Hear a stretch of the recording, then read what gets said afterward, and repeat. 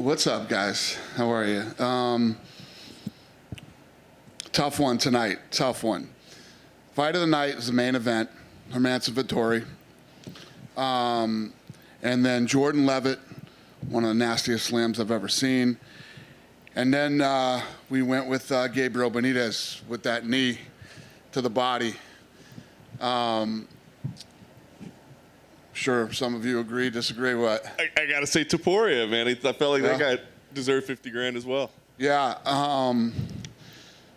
So what I'm doing is obviously those guys win 50,000. Congratulations. But I'm going to take care of him, and I'm going to take care of Hill too. So those guys are going to get pretty decent checks. Very nice. Well, listen, obviously the main event was the fight of the night. Clearly, I mean. Just give us your instant reaction to that one. I mean, I think a lot of people weren't sure what to expect, short notice and all the changes, and those guys went out there and just slugged it out. Yeah, no, I love this fight. I love this fight coming in. If you look at, obviously, Hermanson, the number 4 ranked guy in the world, tough, well-rounded, and was ready for this fight. And then Vettori has fought Israel Adesanya, probably the best out of everybody. And I expected this to be a good fight, and it lived up to exactly what I expected. As you move forward with Vettori, he was kind of low down the rankings, right? He had been waiting for a big moment like this. I don't know how far he'll jump up, but do you now see him as a guy that's like big fight next? I think he breaks into the top 5 with this one. Yeah, I think he breaks into the top 5. First Italian to ever do it. You know, it's a big deal. So yeah, it was an important fight in that division, and I'm excited for him. I think that kid's ready for anything. The flip side of that, Jack Hermanson, right? I mean, this guy goes through 3 different opponents. Mm-hmm. Man, and I know you like guys that'll get in there and fight, right? Do you, I don't want to say give a guy a pass, but when somebody takes a shot like that and makes these changes for you, when you're thinking of them moving forward, do you think, well, let's give them a break in what we do with them? Well, it's a two-way street right now. I mean, this is the world we live in. You know what I mean? I was in the gym this morning. The Gonzaga game, number 1 versus number 2, got canceled today in college basketball. The big game that was supposed to happen on Thanksgiving got pushed back and ended up airing on a Tuesday at 2:00 in the afternoon. The Ravens and Pittsburgh, who's undefeated. I mean, the list goes on of all the things that are happening like this right now because of COVID. It's just, we all got to, pun intended, roll with the punches here. What do you see right now in the middleweight division? I mean, I know you're just trying to get through these next 2 events, but we know that Adesanya is going to move up to 205, right? So are you starting to think, do we need to do an interim title? Do we need to do something to keep the division moving while he's chasing 205? Yeah, no. I don't think he's chasing 205. He wants to take this fight. We'll see how that fight plays out for him, and then we'll go from there. One kind of scary moment tonight with Matt Wyman. You mentioned the Levitt slam. It seemed like he was up and okay, but do you have any report back? Yeah, he's okay. Yeah, they checked him out. He's okay. Not only was that one of the nastiest slams I've ever seen, it was a very weird sound in there tonight when he hit. It was weird. I'm glad he's okay, though. Yeah. That was nasty. We had kind of not to just set you up to tee off on the judges or anything, we had kind of a weird split decision where I think everybody thought, weird. What is this? And it's the same guy that had Paul Felder winning over RDA a couple weeks back. So I guess what was your take on that? And do you ever have conversations with the commission about, like, individual names? Yeah, I don't know how that guy could score that fight that way. I mean, I had a 51-year-old school teacher from Massachusetts that I grew up with, who was watching the fights tonight. A woman, 51-year-old woman that I went to school with in kindergarten, text me tonight and go, I don't know shit about these things, but who judged that fight? I swear to God, that's the truth. That's how scary that is. And yeah, it's not good. It's something that the commission needs to stay on top of, and they need to single out and call out people that continually make bad calls, because they're going to fuck somebody's life up. They really are. Today was a great card. It was very entertaining. But, of course, we did have those late scratches. I'm just curious. I mean, obviously this is the world we're living in, right? But what's happening that these guys are testing positive on fight day? Like, how does it, they're testing negative. What is going on? I'm just trying to understand what's happening. Yeah, who knows, man? I have no idea. It's the COVID thing is more rampant now than another friend that I talked to today who lives on an island out in Alaska somewhere where they have a population of less than 4,000 people. Over 40 people have COVID there now, and it's like a big, huge deal. This stuff is definitely spreading. It's when we were first going through this stuff, I didn't know anybody that had it, and then one employee came up with it and then got through it quick. But personally, somebody that I was friends with hadn't had it. It's like everybody's got it. You know what I mean? When people test positive on fight day, do you look at that as, well, see, the system is working, or do you see it as like, how is this happening on our fight weeks? Yeah. How's this happening on fight week? Yeah, people show up with it, or I think what happened this time was somebody had contact with somebody else and then was training their fighter and gave it to them.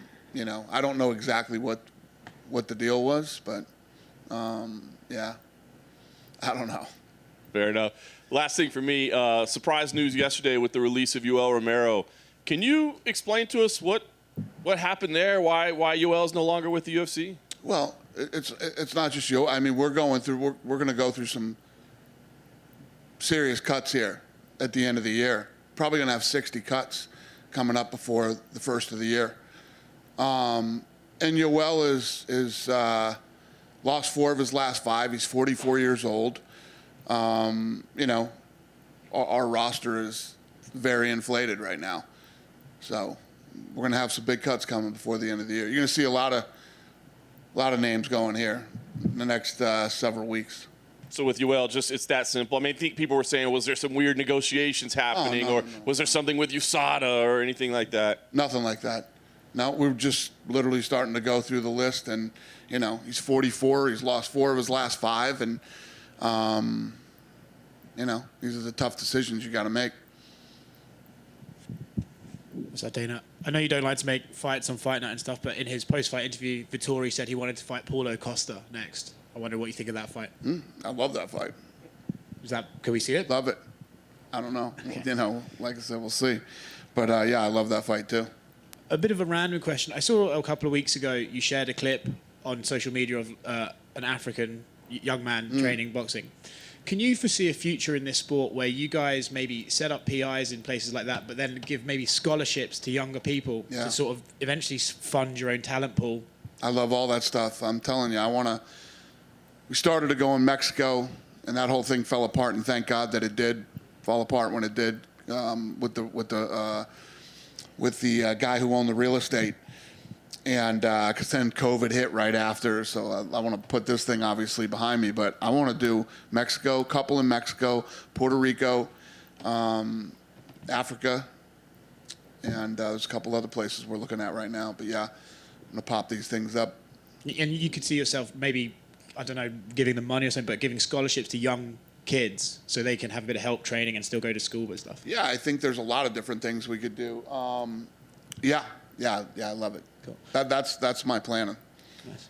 And just an update on the UFC hotel. You guys are you still planning to build that? Mm-hmm. Yeah, that's still happening. Yeah. Cool. With that, I don't know if you've got this far ahead in planning, but would fighters just be allowed to come and stay there for free and train at the PI? Yeah, that's what it would be. It would be to bring our fighters in, to stay and whether it's training or fight week or whatever it might be.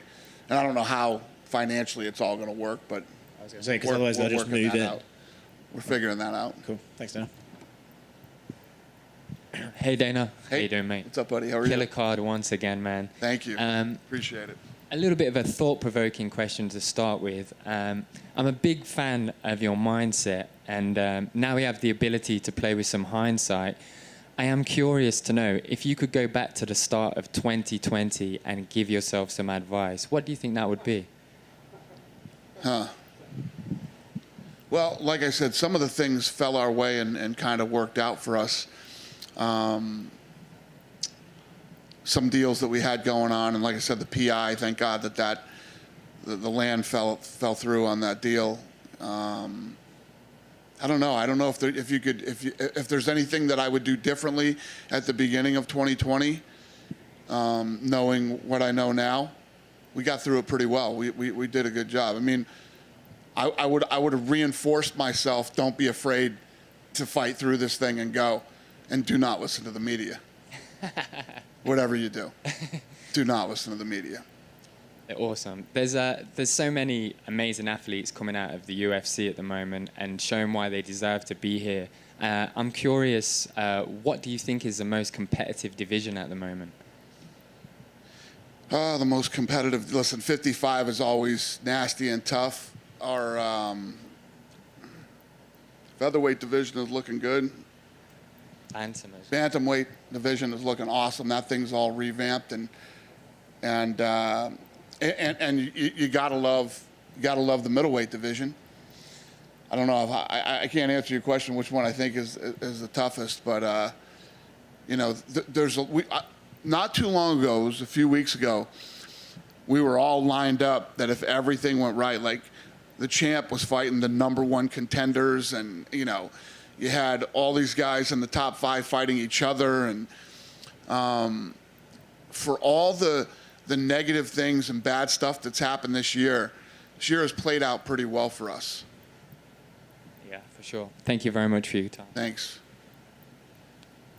Dana, this way. Daniel Cormier, even John Jones when he was in Albuquerque, everyone has spoken about these leg kicks from Gabriel Benitez.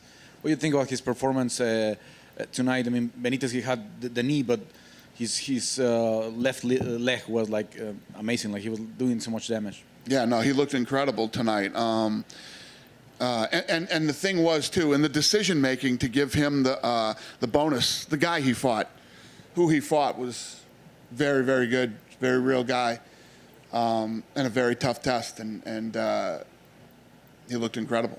His second fight in lightweight, you see him developing better than what he did in the featherweight. What's that? It's his second fight in lightweight. Do you see him developing better than what he did in featherweight? Yeah, I mean, what he landed tonight, when you stop a guy with a knee to the body, the way that he did, it's impressive. And now that we know the suspension for from Jair Rodriguez, he's available to fight in March. Are you gonna have Sabit wait for him, or is there a chance that the Russian get another fight? I don't know. I don't know what we're gonna do about that. Right. Yeah, thank you. Thank you. Good guys. Have a good night. Thanks.